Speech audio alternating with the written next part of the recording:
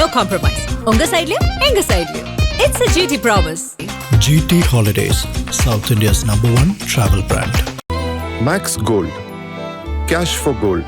Call 044 4545 4545. Max Gold. Cash for gold.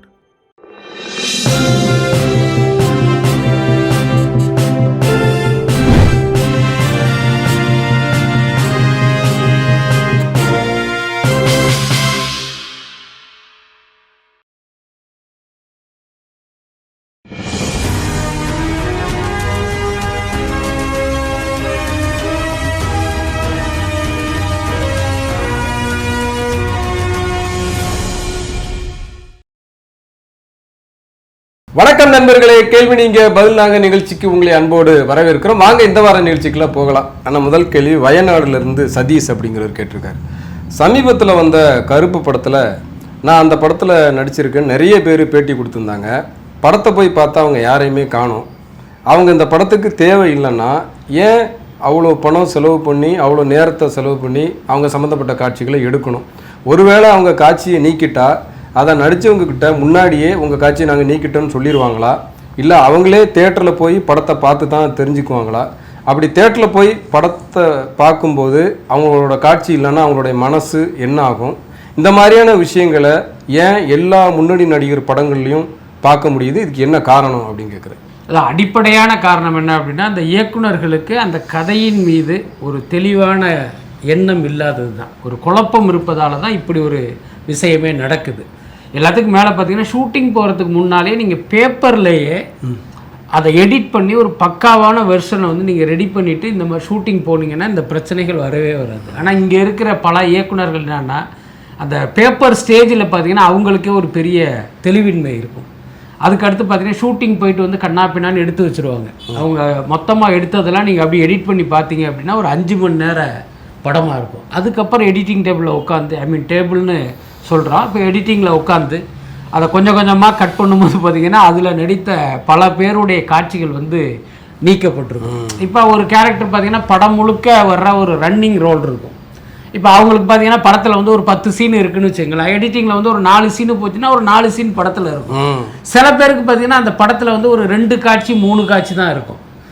அதையும் நீளம் கருதி வெட்டும் போது பார்த்தீங்கன்னா மொத்தமாகவே அவங்க அந்த படத்தில் இருந்தே போயிடுவாங்க. இப்போ இந்த கருப்பு படத்திலே யோகி பாபு நடிக்கிறதா ஏற்கனவே அவங்க நமக்கு ப்ரெஸ் ரிலீஸ்லாம் கொடுத்துருக்காங்க. ஆமாம், முல்லை கோதண்டம்னு ஒருத்தர் நடிச்சு அவர் படத்தில் ஜோங்கிறதுக்குள்ளே போயிட்டாரு. நல்ல காமெடியன் தான் அவர். ஆமாம், நீங்கள் பார்த்துருக்கீங்க, ஏதோ ஒரு கல்லை உடச்சிக்கிட்டு இருந்தார், அது மட்டும் தெரிஞ்சுது. ஸோ அதுக்கு என்ன காரணம் அப்படின்னா, இவர்களுக்கு வந்து ஒரு பெரிய கிளாரிட்டி இல்லாதது தான். முதல்ல வந்து இதுதான் படத்தில் உள்ள சீன் அப்படிங்கிறது அவங்களுக்கு ஒரு உறுதியான இது இருந்துச்சுன்னா இந்த மாதிரி பிரச்சனைகள் வராது. எல்லாத்துக்கும் மேலே இந்த இயக்குனர்களுக்கு புரியாத அல்லது புரிந்தும் அவர்கள் பின்பற்றாத விஷயம் என்ன அப்படின்னா, நீங்கள் ஒரு நாள் படப்பிடிப்பு நடத்தினாலே ஒரு 10 லட்சம் 15 லட்சம் செலவாகுது. அப்படி இருக்கும்போது நீங்கள் பாட்டுக்கு கட் பண்ணி போட்டிங்க அப்படின்னா அதில் எத்தனை கோடிகள் விரயமாகுது, அதை வந்து அவங்க நிச்சயமாக புரிஞ்சுக்கணும். எல்லாத்துக்கும் மேலே சொல்கிற மாதிரி இப்போ சில பேர் வந்து ஒரு படத்தில் நடிச்சிருப்பாங்க, அவன் என்ன நினைப்பான், சூர்யா சார் கூட வந்து நம்ம கருப்பு படத்தில் நடிச்சிருக்கோன்னு ஃப்ரெண்ட்ஸு சொந்தக்காரங்க எல்லார்ட்டையும் சொல்லி வச்சுருப்போம். கடைசியில் பார்த்தீங்கன்னா அவங்கெல்லாம் முதல் காட்சி வந்து பார்த்துட்டு பார்த்தா அந்த படத்தில் இவர் இல்லைங்கும் போது இவருக்கு எவ்வளோ பெரிய அவமானமாக இருக்கும். ஸோ இந்த மாதிரி விஷயங்களும் அடிக்கடி நடக்கிறது தான். அடுத்த கேள்விண்ணே, நடிகர் சூப்பர் ஸ்டார் ரஜினிகாந்த் 173வது படத்தோட ஷூட்டிங் இன்னும் தொடங்கலை. இப்போ அந்த படத்தோட இயக்குனர் சிபு சக்கரவர்த்தி கிடையாது, அவருக்கு பதிலாக அஸ்வத் மாரிமுத்தான் பண்ண போகிறான்னு செய்திகள் வருது.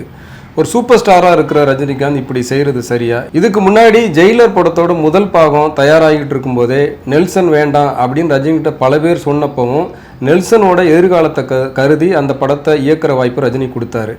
இப்போ சிபு சக்கரவர்த்தியும் நெல்சனை மாதிரி ஒரு வளர்ந்து வர்ற இயக்குனர் தான். இந்த படத்துக்காக அவர் வந்து கடுமையாக உழைச்சதுக்கப்புறம் இப்போ திடீர்னு அவரை மாற்றிட்டு வேற ஒரு இயக்குனரை கொண்டு வருது எந்த விதத்தில் நியாயம்? அது மட்டும் இல்லாமல் அந்த படத்தை நம்பி இருக்கிற தொழில்நுட்ப கலைஞர்களுடைய எதிர்காலம் என்ன ஆகும் அப்படின்னு கேட்குறேன். இல்லை, தொழில்நுட்ப கலைஞர்கள் பிரச்சனை இல்லை, இப்போ டைரக்டருக்கு தான் பெரிய பிரச்சனை. தொழில்நுட்ப கலைஞர்கள் கூட அப்படியே மாற்றிக்கிறதுக்கெல்லாம் வாய்ப்புகள் உண்டு. பட் பாருங்கள், சிபு சக்கரவர்த்திக்கு வந்து அவர் 2வது முறையாக அந்த அட்டம்ப்ட் மிஸ் ஆகுது. அவரும் பாவம், இப்போ நீங்கள் சொன்ன மாதிரி சொந்தக்காரங்களுக்கெல்லாம் சொல்லியிருப்பாரு, ரஜினி வச்சு நான் படம் பண்ண போகிறேன் அப்படிங்கிறது. அதான் இந்த மாதிரி பெரிய நடிகர்கள் ஒரு குழப்பத்தில் இருக்கும் பொழுது அவங்களால ஒரு சரியான முடிவு எடுக்க முடியறதில்லை. இப்போ பீஸ்ட் படம் சரியாக ஓடலை, அதுக்கப்புறம் நெல்சன் வச்சு நீங்கள் படம் பண்ணாதீங்கன்னு பல பேர் அட்வைஸ் பண்ணப்போ அன்னைக்கு ஒரு சரியான முடிவை அவர் எடுத்தார். அந்த பையனுக்கு ஒரு எதிர்காலம் இருக்குது, நம்ம கெடுத்துடக்கூடாதுன்னு நினச்சாரு. ஆனால் அன்னைக்கு அவர் வந்து ரொம்ப க்ளீனாக இருந்தவர். அதுக்கப்புறம் இப்படி குழம்புனாருங்கிறது தெரியல. அதான் துரந்தருடைய வெற்றி தான் அது ஒன்று இருக்கு இல்லையா? ஸோ அதனால் இந்த நீங்கள் சொன்ன மாதிரி இந்த சுச்சுவேஷனும் ஒரு காரணமாக அதுக்கு அமையுது. சுச்சுவேஷன் மீது தான் பழி போடணும் நம்ம. அடுத்த கேள்வி ஹைதராபாத்தில் இருந்து அக்ஷய் கேட்டிருக்காப்ல. ஜனநாயகன் திரைப்படத்திற்கு அப்புறமா பல படங்கள் சென்சார் ஆகி எந்த பிரச்சனையும் இல்லாமல் சான்றிதழாக வாங்கி ரிலீஸ் ஆக ஆரம்பிச்சிருச்சு. ஆனால் விஜய் முதலமைச்சர் ஆன பிறகும் கூட ஜனநாயகம் படத்துக்கு மட்டும் ஏன் இன்னும் சென்சார் சர்டிஃபிகேட் கொடுக்காம இந்த அநீதி தொடருது? சென்சார் போட எந்த சட்டமும் எந்த நீதிமன்றமும் கேள்வி கேட்க முடியாதுன்னு அவங்க நினச்சிக்கிறாங்களா? மார்ச் மாதமே பார்க்கப்பட்ட இந்த திரைப்படத்திற்கு 2 மாதங்கள் கடந்தும் கூட இன்னும் அதிகாரப்பூர்வமாக ஏன் சர்டிஃபிகேட் கொடுக்கல? ஏன் எந்த ரிலீஸ் டேட் அறிவிப்பும் வரலை? அந்த படத்தோட தயாரிப்பாளரும் எந்த ஒரு கருத்தும் சொல்லாமல் அமைதியாக போகிறாரு. இந்த சூழ்நிலையில் தயாரிப்பாளருக்கு உதவுறதுக்கு சென்சார் போர்டுக்கு குறைந்தபட்சம் கொஞ்சம் இறக்கமாக இருக்க வேண்டாமா? தயாரிப்பாளர் ஏன் இப்பவும் கூட உச்சநீதிமன்றத்திற்கு கொண்டு போய் இந்த பிரச்சனையை சால்வ் பண்ணாமல் அமைதியாக இருக்கார்? தாமதிக்கப்பட்ட நீதி, மறுக்கப்பட்ட நீதின்னு நாம் சொல்கிறோம். விஜய் முதலமைச்சராகிவிட்டார் அப்படிங்கனாலேயே இதை வந்து அவர் பேசுவார்னு எதிர்பார்க்கல. ஆனால் தமிழ் திரைப்பட தயாரிப்பாளர் சங்கம் கேபிஎன் கம்பெனியோட இணைந்து இந்த பிரச்சனையை ஏன் தீர்க்கக்கூடாது, ஏன் அமைதியாக இருக்காங்க அப்படின்னு கேட்குறாரு. சென்சார் போர்டு மட்டும் இல்லை, பொதுவாக எந்த அரசு அமைப்புக்கும் வந்து இரக்கமெல்லாம் கிடையாது. முக்கியமாக மக்கள் குறித்து அவர்களெல்லாம் கவலைப்பட மாட்டாங்க. சென்சார் போர்டும் தயாரிப்பாளர்கள் குறித்து பெரிய கவலையோ அக்கறையோ அவர்களுக்கு கிடையாது. எல்லாத்துக்கும் மேலே ஜனநாயகன் படம் தொடர்பாக நடக்கிற இந்த விஷயம் பின்னால் வந்து ஒரு அரசியல் இருக்குது. அந்த படத்தினுடைய கண்டென்ட் வந்து இந்த சர்ச்சைக்கு காரணம் இல்லைங்கிறது நம்ம எல்லாருக்கும் தெரிஞ்ச விஷயம்தான். அதுக்கடுத்து பார்த்தீங்கன்னா இப்போ சொன்ன மாதிரி ரிவைசிங் பார்த்தே பல மாதமாச்சு. இப்போ சென்சார் செய்ய வேண்டிய விஷயம் என்ன அப்படின்னா, நாங்கள் ரிவைசிங் பார்த்துட்டோம், நாங்கள் சர்டிஃபிகேட் தர்றோம். அப்படி இல்லையா, ரிவைசிங் பார்த்துட்டோம், எங்களுக்கு வந்து இதில் ஆட்சேபணம் இருக்குது, இந்த படத்தை வெளியிட நாங்கள் அனுமதி கொடுக்க மாட்டோம். 2ல் ஒரு பதிலை சொல்லணும். ஆனால் இந்த 2ல் ஒரு பதில் வந்து இது வரைக்கும் சென்சார் கிட்டேருந்து வரவே இல்லை. அது என்ன காரணம் வந்து யாராலையுமே புரிஞ்சிக்க முடியல. தயாரிப்பாளர் தரப்பில் பல முயற்சிகள் செய்து இப்போ பார்த்தீங்கன்னா கிட்டத்தட்ட அவங்க ஓஞ்சிட்டாங்க. ஏன்னா இப்போ அவங்களால பார்த்தீங்கன்னா முன்னை காலை எடுத்து வைக்க முடியல, பின்னாலும் எடுத்து வைக்க முடியல. இப்போ இவர்களுடைய இந்த செயல்பாடுகளுக்கு எதிராக அவங்களால நீதிமன்றத்துக்கு போகிறதுக்கும் தயக்கமாக இருக்குது. ஏற்கனவே நீதிமன்றத்துக்கு போய் இவங்களே கேஸை வாபஸ் வாங்கிட்டு வந்துட்டாங்க. திருப்பி எந்த மூஞ்சை வச்சுட்டு அங்கே போக முடியும்னு அவங்க யோசிக்கிறாங்க போல இருக்கு.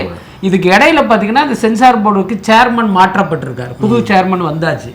இப்போ இங்கே இருக்கிற ஆர்ஓ என்ன சொல்கிறாரா, நீங்கள் சேர்மனை போய் பார்த்தீங்க அப்படின்னா இதுக்கு வந்து ஒரு சொல்யூஷன் கிடைக்கும் அப்படின்னு. ஆனால் கேபிஎன் தரப்பில் இது வரைக்கும் அப்படி ஒரு அட்டம்ப்டை அவங்க பண்ணாமே இருக்காங்க. அதுக்கு என்ன காரணங்கிறது இன்னும் யாருக்குமே புரியல. ஏன்னா கிட்டத்தட்ட ஒரு 350 கோடி ரூபாயை போட்டு படத்தை எடுத்துட்டு அது என்ன ஆச்சுன்னே தெரியாமல் எப்படி அந்த தயாரிப்பாளரால் இருக்க முடியுது அப்படின்னா அதுவே நமக்கு வந்து ஒரு பெரிய ஆச்சரியத்தை கொடுக்குது.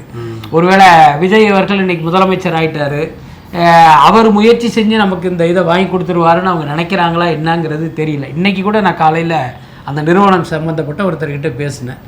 எங்களுக்கு எதுவுமே தெரியல சார், இப்போ பாருங்க ஜூன் 18 ரிலீஸ்னு அங்கங்கே செய்திகள் வந்துகிட்டு இருக்கு. ஆனால் இந்த பக்கம் பார்த்தீங்கன்னா அந்த மாதிரி எந்த முன்னேற்றமே நடக்கவே இல்லையா. அதாவது இப்போ சென்சாரே கிடைச்சாலும் அதுக்கு அடுத்து பார்த்தீங்கன்னா இப்போ தெலுங்கு, கன்னடா, ஹிந்தி வெர்ஷனுக்கு நீங்கள் சென்சார் பண்ணணும்ல. அதுக்கே பார்த்தீங்கன்னா மினிமமாக 2 நாள் வச்சுக்கிட்டா அதுக்கே வந்து ஒரு 8 நாள் 10 நாள் தேவைப்படும். இந்த 18ஆம் தேதி ரிலீஸ் ஆகணும் அப்படின்னா இந்நேரம் சர்டிஃபிகேட் கைக்கு வரணும். இன்னும் வரவே இல்லை, இப்படி பண்ண போறாங்கன்னு தெரியலேன்னு சொல்றாங்க. கண்ணகி மதுரை எரிச்ச மாரி எரிக்க வேண்டியதுதான். அடுத்த கேள்வி சிங்கப்பூர்லேருந்து அஜித்குமார் கேட்டிருக்காப்புல. நான் வந்து லாரன்ஸ் அண்ணாவோட பெரிய ரசிகன். அவருடைய நடிப்பில் கடைசியாக ஜிகர்தண்டா XX அப்படிங்கிற படம் ரிலீஸ் ஆச்சு. அதுக்கப்புறம் தொடர்ந்து அவர் புது படங்களை நடிக்க போகிறார் அப்படிங்கிற அறிவிப்பு மட்டும்தான் வருதே தவிர படம் எதுவும் வந்த மாதிரி தெரியலை. குறைந்தது ஆண்டுக்கு ஒரு படமாவது அவர் வந்து ரிலீஸ் பண்ணால் நல்லா இருக்கும். ஏன் அவருடைய அடுத்தடுத்த படங்கள் தாமதமாகுது? எதிர்பார்ப்புடன் லாரன்ஸ் ரசிகன். ஆக்சுவலாக அவர் கொஞ்சம் குழம்புறாரு. இப்போ ரொம்ப பர்ஃபெக்ஷனிஸ்ட்டுன்னு சில பேரை சொல்லுவோம்ல, அந்த மாதிரி ஒரு இடத்துல அவருடைய படங்கள்லாம் டீல் பண்ணுவார். அதனாலேயே தாமதமாகிட்டே இருக்கும். எடுத்ததையே எடுப்பார், போட்டு பார்ப்பார், திரும்ப எடுப்பார். கிட்டத்தட்ட நம்ம வெற்றிமாறன் மாதிரின்னு வச்சுங்களேன். ஸோ அதனால் வந்து தாமதமாகிட்டே இருக்கும் ஒவ்வொரு முறையும். இந்த முறை அது ரொம்ப ஓவராக போச்சு போல இருக்குது. தொடர்ந்து அவர் வந்து எடுக்கிறாரு, வேண்டாங்கிறாரு, எடுக்கிறாரு, வேணாங்கிறாரு.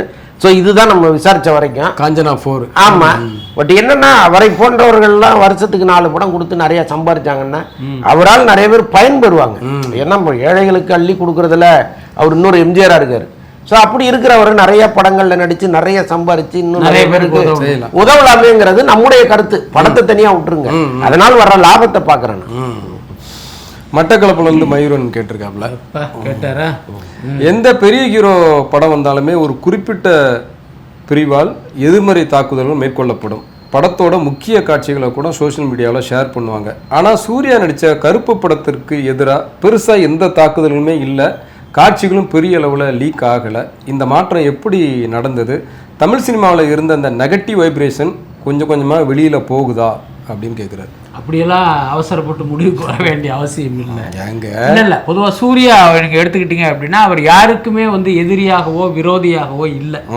இப்போ ஒரு விஜய் படம் வருது அப்படின்னா ஆட்டோமேட்டிக்காக அங்கே வந்து ரஜினி ரசிகர்களும் அஜித் ரசிகர்களும் அதுக்கு எதிராக களமாடுவாங்க. அஜித் படம் வந்துச்சுன்னா விஜய் ரசிகர்கள் களமாடுவாங்க. அந்த மாதிரி சூர்யாவை வந்து ஒரு எதிரியாக பாவிக்கிற கூட்டம் வந்து இங்கே இல்லை. அவர் சூர்யா வந்து இந்த நடிகருக்கு போட்டியாளர் அந்த நடிகருக்கு போட்டியாளர்னு யாரும் நினைக்கிறதும் இல்லை. இவர் வந்து எல்லாருக்கும் பொதுவானவராக இருக்காரு, அது ஒரு முக்கியமான காரணம். அதுக்கடுத்து சூர்யாவை நீங்க தனிப்பட்ட முறையில் பார்த்தீங்க அப்படின்னா அவருடைய பேச்சோ செயலோ என்ன மற்றவர்களை இரிட்டேட் பண்ற மாதிரியோ அல்லது மற்ற ஹீரோக்களை தாக்குற மாதிரியோ இருக்காது. அவர் உண்டு, அவர் வேலை உண்டு, அவருடைய சர்க்கிள் உண்டுங்கிற மாதிரி இருப்பார். அது ஒரு முக்கியமான காரணம். அதுக்கடுத்து பார்த்தீங்கன்னா இந்த சோஷியல் மீடியாவில் இந்த மாதிரியான இந்த எதிர்மறை தாக்குதல்கள்லாம் எப்போ ஏற்படுது அப்படின்னா இவர் ஒரு குறிப்பிட்ட கேரக்டர் வந்து ஒரு நடிகருடைய ரசிகராக இருப்பார். அந்த நடிகருக்கு இன்னொரு நடிகர் போட்டியாளராக இருக்கும்போது இவர் வந்து அவரை எதிரியாக நினைச்சு தாக்க ஆரம்பிப்பார். ஆனால் சூர்யாவுக்கு அந்த மாதிரியான ஒரு போட்டியாளர்கள் இல்லை. ஆனால் அந்த ஜெய்பீம் படத்தில் வந்த ஒரு சின்ன விஷயம் அவருக்கு ரொம்ப நாளாக துரத்தி அது வந்து ஒரு குறிப்பிட்ட சாதியினர் வந்து அவர் மீது தாக்குதல். அது இந்த படத்தில் இல்லையான்னு கேட்கிறாரு. ஆமா, அது இந்த படத்தில் நடக்கல. அதுக்கு ஒருவேளை இந்த தேர்தல் பரபரப்பு காரணமா அது என்னங்கிறது புரிஞ்சிக்க முடியல. இவர் சொல்ற மாதிரி முந்தைய சூர்யா படங்களுக்கு கண்டிப்பாக அவர்கள் வந்து ஒரு தாக்குதல் நடத்துவாங்க. இந்த படத்தில் அது நடக்கல. அதுவே ஒரு ஆச்சரியமா தான் இருக்கு. ஒருவேளை அவங்க தாக்குதல் எடுபடலையா? தாக்குதலே நம்ம கண்ணுல படம். அதுதான். ஆமா, எதுவுமே இல்ல. ஆமா, எல்லாத்தையும் தாண்டி படம் நல்லா இருக்கு. படம் நல்லா இருந்தா எதுவும் எடுபடாது, அவ்வளவுதான். இல்ல, நான் 1-2 ட்வீட்லாம் பார்த்தேன். கருப்பு படத்தை புறக்கணிப்போம் வாருங்கள் அப்படின்லாம். அது வந்து மக்கள் மத்தியில பெருசா எடுபடல. அந்த ட்வீட் போட்டவர் மட்டும் வீட்டுல உட்கார்ந்துருக்காரு. நன்றி நண்பர்களே. கேள்வி நீங்க பதில் நாங்க நிகழ்ச்சியோட நிறைவடையுது. வழக்கம் போல உங்களுடைய கேள்விகளை நம்முடைய வாட்ஸ்அப் நம்பருக்கும் வீடியோவுக்கு கீழே இருக்கிற கமெண்ட் செக்ஷனுக்கு அனுப்பிச்சு வைங்க. மீண்டும் இன்னொரு வீடியோ சந்திப்போம். நன்றி, வணக்கம். No compromise. உங்க சைடுலயும் எங்க சைடுலயும். It's a GT promise. GT Holidays, South India's #1 travel brand. Max Gold. Cash for gold. Call 044 4545 4545. Max Gold. Cash for gold.